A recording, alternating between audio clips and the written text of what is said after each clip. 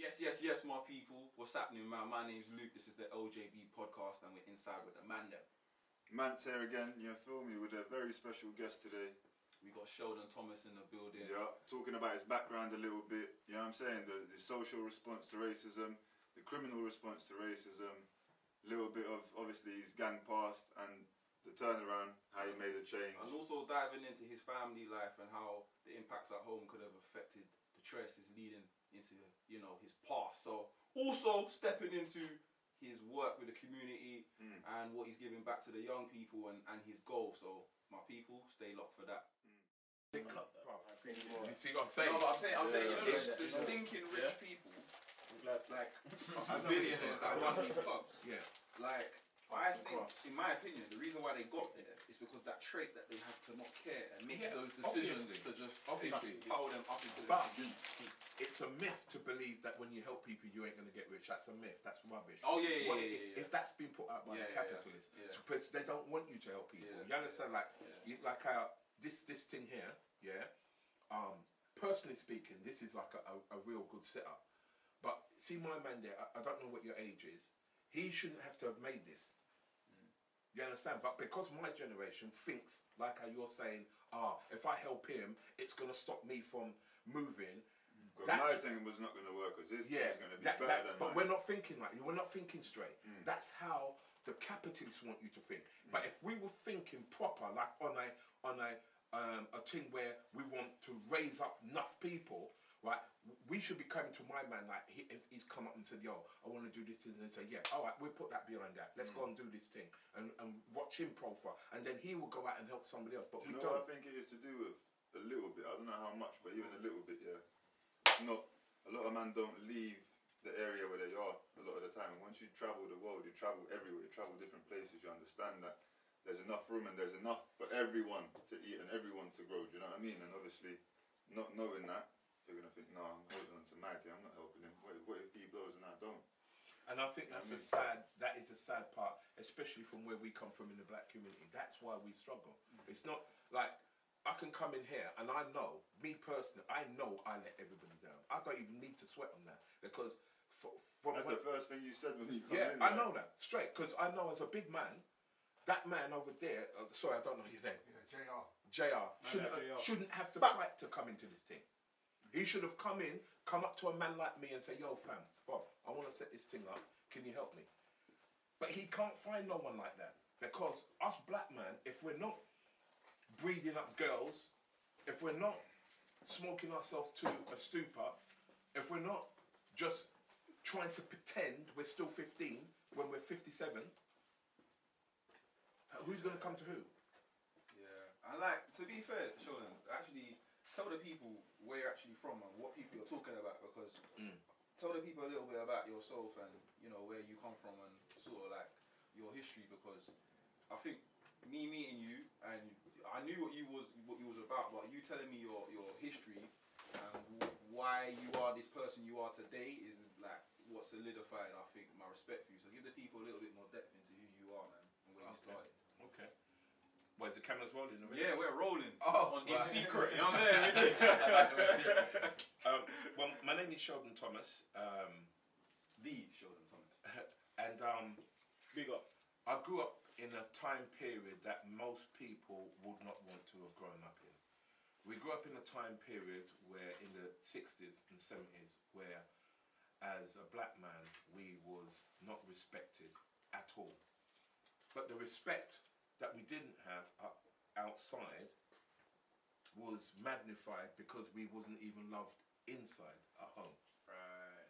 One of the reasons why we weren't loved at home, my generation, and a lot of people are not going to like me to say this because they say don't wash your linen in public, but the truth of the matter is that when your parents grew up under colonial rule, and my parents grew up under colonial rule, and under colonial rule, you're made to feel inferior to the white man. Do you understand? What is a colonial rule? I've never heard of that. Okay, so colonial rule was something that happened after slavery to give people in the Caribbean the impression they were free. But colonial rule meant that you were economically suppressed. Okay, so it's a relying. It's a different form of slavery. It was done in a way so that the world didn't say, this is really disgraceful because they didn't like slavery. So what England done to keep hold of their money and their empire, they pretended to set us free when actually we wasn't really free. Would you say it's like the Jim Crow laws in America? It was the Caribbeans was the Jim Crow laws. That's the equivalent. Yeah, that's where it came from. But a lot of people like to believe America was the founder of slavery. They weren't. England was the founder. That's what of I slavery. always say. And I don't know. You gotta come from. remember who found America. Yeah, exactly. Where the Americans come from? I swear they were British, no? Yeah, well, they were pilgrims. And then how did they get there? What, you think there was a bunch of like English or American man rowing the boat there, bro? You know what I'm saying? Like, oh man. So the English that went to America, they were called the Pilgrims, and they were on the run because the Pilgrims wanted to practice Christianity. And so when they went to America, it was to find a new land. But then when they got there, the indigenous people, which were the Indians that were there, they tried to manipulate them into doing things for them. At first it started out as a little partnership, but when the Indians began to cotton on to them pulling the money out, and what happened was the Pilgrims had to pay a certain amount of percentage to the king in England. You couldn't just come here, you had to pay a certain amount of money. And so when the Indians cottoned onto it, they didn't like that and said, look, you know, we want this in place. And cut a long story short, they killed the Indians, took their land. Wiped them out. Well, they didn't wipe them out, but they just moved them off the land, yeah? And then they needed somebody to do the tobacco, to do the cotton. They needed that. So that's when the concept of slavery came up. Because the Portuguese were the first one to take the slaves. They had to get permission from the Pope. So they got permission in 1492 from the Pope to go and take some slaves, and they took 6 slaves. And that's how the whole thing started with Portugal. Then Spain got involved, then France. And then what happened was England didn't get involved straight away. England only got involved when they saw that there was money being made. So when they saw money being made, which was 100, maybe 200 years after the Spanish and the French. That's like 1700s. Yeah. Up to that. Well, no, England got involved in 1650 something. That's when they got, so yeah, you're right, 1700s, but 17 something. So England got involved when they saw the monies, but the difference between Spain and France, they weren't as brutal as the English. Don't get me wrong, they were brutal. I'm not trying to make like Spain wasn't, but they just kind of wasn't because of Isabella, Queen Isabella. She was a female, and so you know when you have a female person up top, it's a slightly softer approach. So Queen Isabella was from Spain. So cut a long story short, basically the reason why I'm talking about this is so that you can understand the context of colonialism. Yeah. So I'm not going to give you a history lesson. See me, I love little piece of history. I'm so good in. You know, so for the people who may be listening, I'll do that at another time. But I'm just trying to show you how colonialism was formed. It was formed because England wanted to keep hold of the money. So they couldn't do that under slavery. So they had to figure out another plan. But because, how can I put it without sounding really bad? A lot of the Caribbean islands were just grateful for being released from slavery, that they didn't really think about anything else.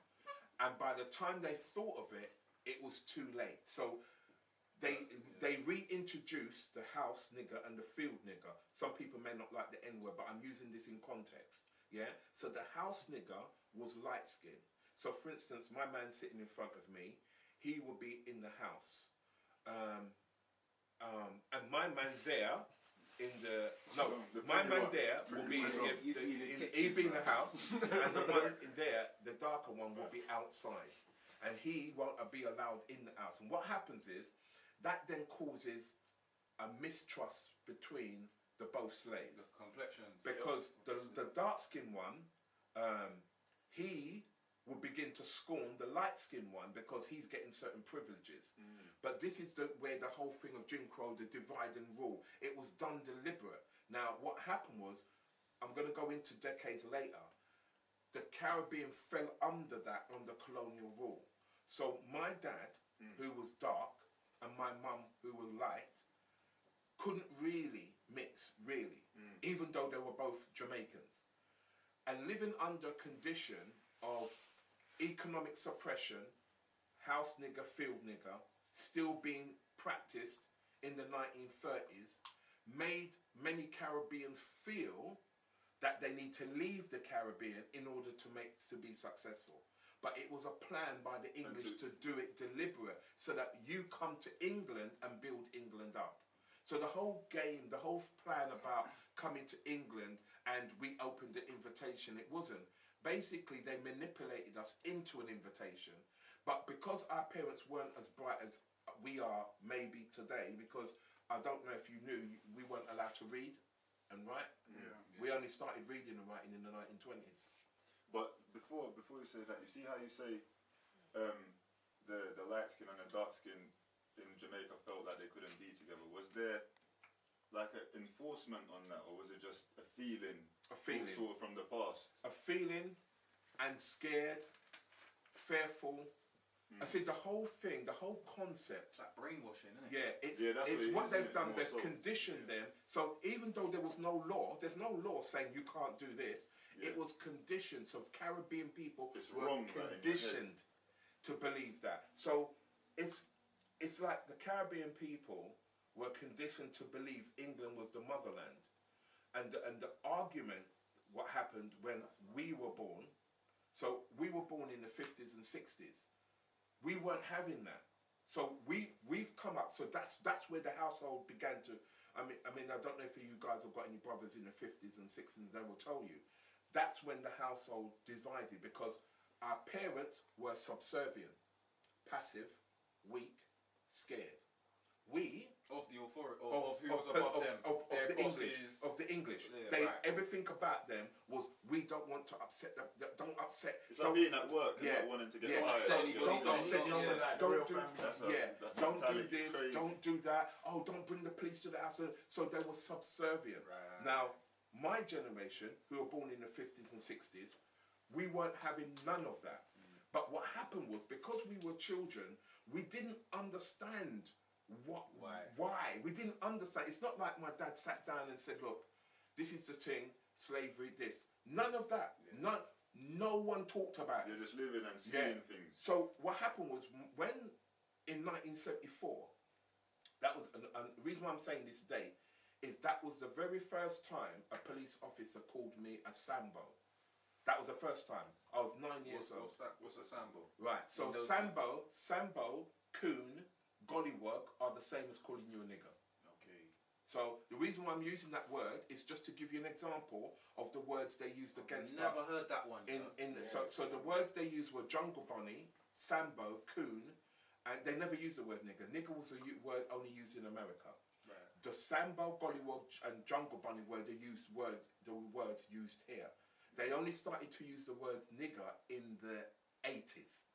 But in the 70s, when influence of America came in. So are you saying that those are the words that they used to address slaves? No, to address me. Yeah, in the 50s. In the 74, Just 1974. In 70s, 74. sorry, 70s. In the 70s, those are the words they would cut. So for So instance, they're purely cuss words. yeah. So for instance, I was walking to the park. Now in 1974, the World Cup was taking place in Germany, and back then, because us first generation West Caribbeans, we only supported a team that had black players in it. Right. So England didn't have any black players. That's why there's a lot of Liverpool Right. fans in your... Yeah. Right, so we didn't support England, we supported Brazil, because Brazil was the only team that had black players. And in those days, all of us thought we were Pele. We all thought we were Pele. Yeah. So, for instance, we would be defence. So I'm in defence, okay? I would show some skill, and for the whole 79 minutes of the match, I'm boasting about the skill, but I've lost 10-0. Because in those days, that's how we were as black people. Yeah. We didn't believe in running up and down and chip, pass the ball. Look, we didn't believe in that. Right. It's strictly skill. Everything about us was Brazil. So we was going to the park to play football. I think it's the same now. Right? Most probably, but but you got black players in the England team, so it's All right, it's I see all what you're talking different. about. Yeah, it's all different. Yeah. So we was going to the park. I was 9 years old. My brethren was 10.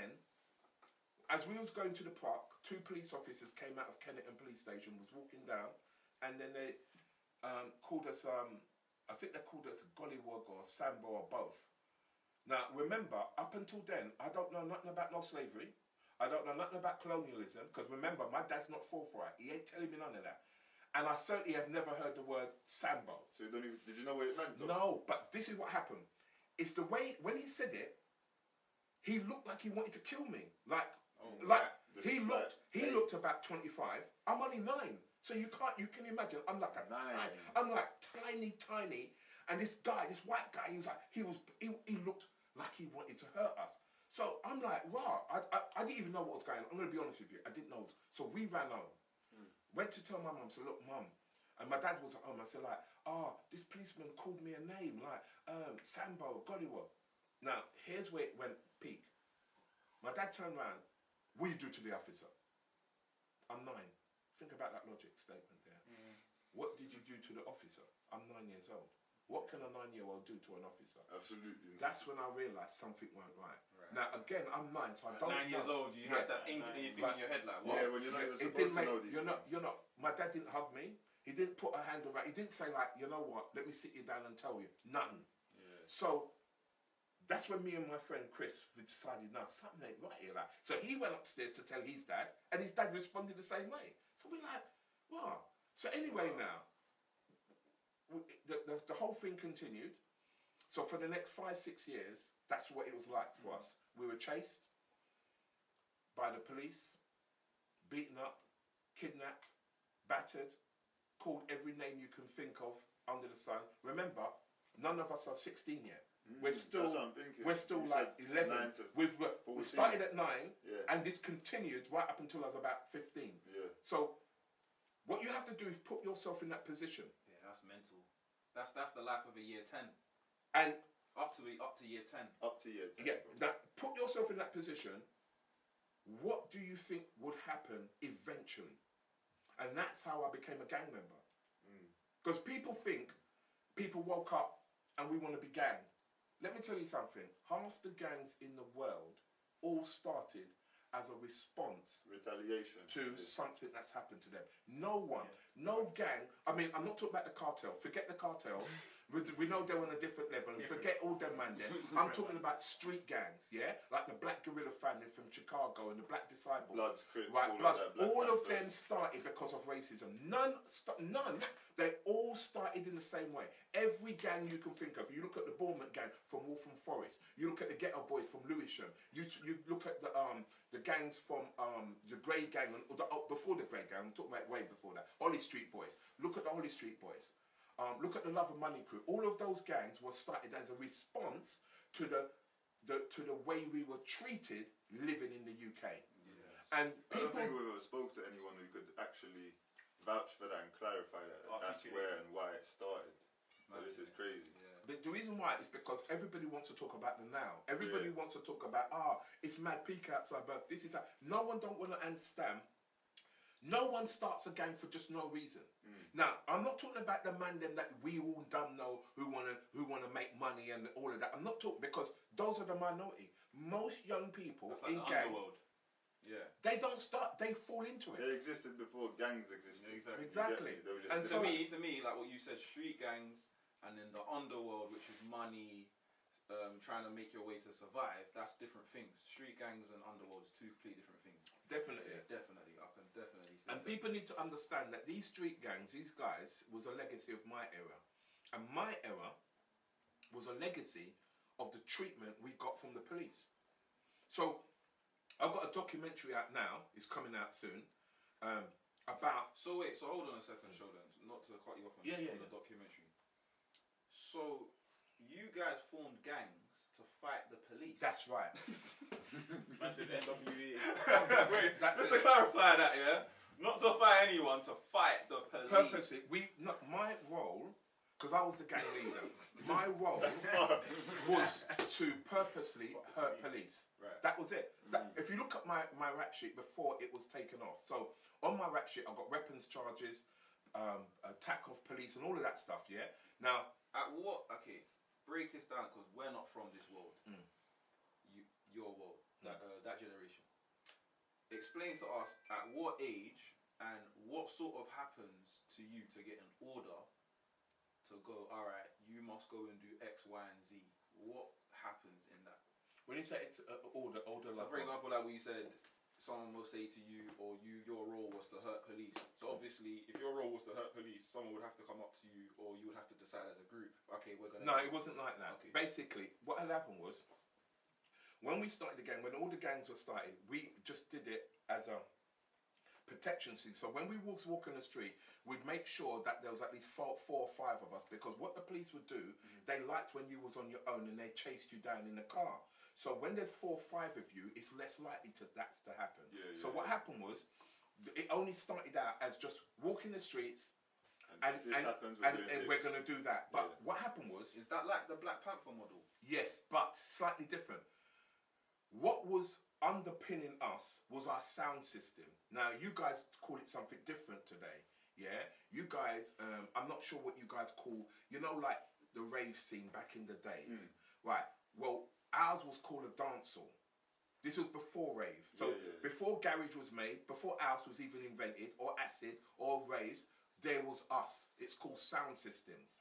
Now, every area had a sound system, and every sound system had what you call today street gang, we call posse. We didn't use the word gang. Posse was a word that we used from Jamaica, because every black person, regardless whether you was from Sierra Leone, Barbados or Trinidad, only associated themselves with Jamaicans. So everybody associated themselves with Jamaicans. So we linked the word gang to the Jamaican word posse, because we didn't want to be known as African Americans. Yeah, we didn't believe in African Americans. Okay. We thought they were sellouts. Yeah, because for us, if you're not fighting the cause, you're a sellout. But that was at that time. That was at that time, because the mindset. How did you think? Very quickly, how did you think that? Why did you think they were selling you out? What was it? Because they wanted to fit in, and we didn't believe in people wanting to fit in. We wanted to blend in with the authorities to get to a common goal. That was it. And your thing was, nah, we're doing. Our thing was biblical, because you've got to remember, 99% of black people living in England were born again Christians. They're actual Christians. You're going to understand that. So the background to us is biblical. So in the Bible, there's a place called Babylon, yeah? And the person in charge of Babylon was Nebuchadnezzar. We believed that England was Babylon, and you must burn Babylon down. So as an expression, we call it burn down Babylon. So if you're not burning down Babylon, you're not black. That's how we saw